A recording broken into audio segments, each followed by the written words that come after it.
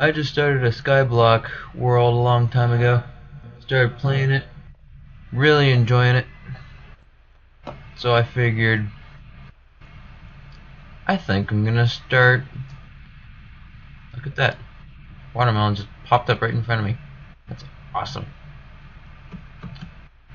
So, I figured I'd start keeping track of my shenanigans before I start mining cobblestone again. One other thing I want to show you guys. The real reason I started recording this over here. Yes. In all of its glory. A huge freaking sphere.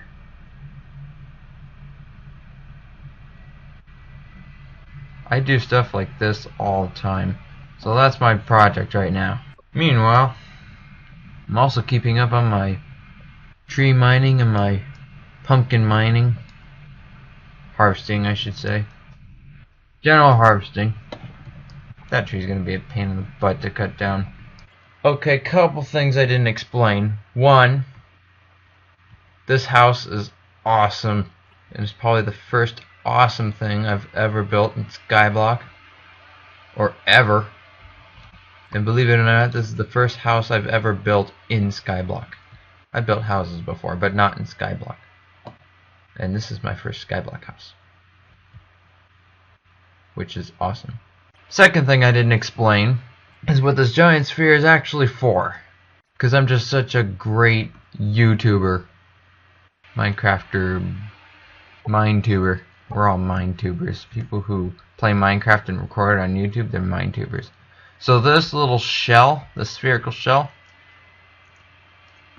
this is a mob spawner. So here's how it works. Basically, we're standing in the very dead center of this. So between 24 and 32 blocks away, spherical, these mobs are going to move around freely. There's going to be spawning platforms all around the edge here, and then trapdoors on the sides.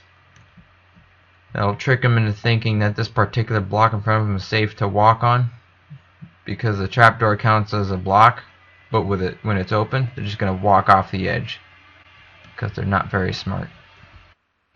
Then they'll fall down into the bottom of the sphere, where a stream of water will push them all into that hole, that one that currently looks like a T.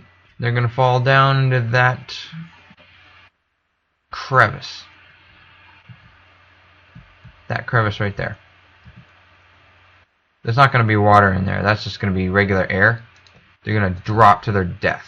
For some reason, these water blocks won't freeze. They're supposed to freeze into ice. These two did, but the rest of them won't. As luck would have it, I also found a slime chunk, which is also awesome, because I can make a separate mob grinder for the slime chunk directly underneath this one. Weird thing about slimes is they keep moving even after they're past 32 blocks away. So past this sphere, there's just going to be a little ugly rectangle uglying up the sphere. But it's worth it for their slimes. I think I'm just going to montage the rest of this